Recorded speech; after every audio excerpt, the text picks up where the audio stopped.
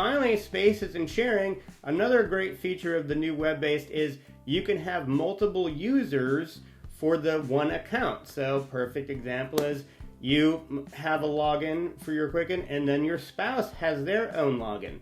Now honestly, you can just use the same login too, but especially for a couple, but you might want to give a login to your accountant.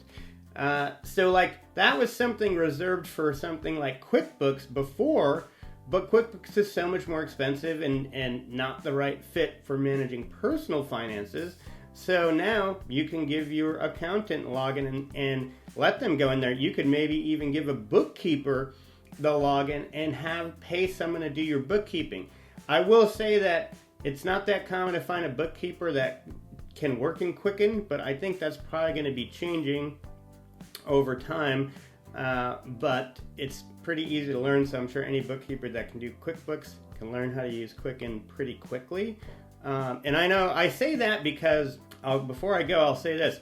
One of the most difficult aspects of personal finance that derails people from managing their finances is the bookkeeping. People are just allergic to bookkeeping, which I understand. It's annoying. It's like exercise.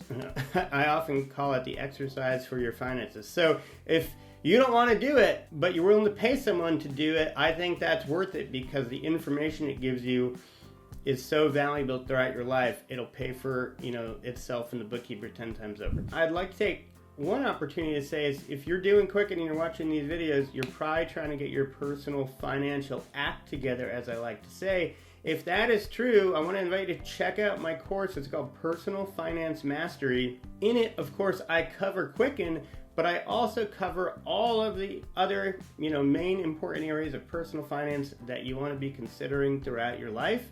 And I put it all together in a nice, kind of easy to follow 5-step framework. So link below, check that out. Okay, so that's the settings. Hopefully that was helpful. I will see you in the next video. Thanks.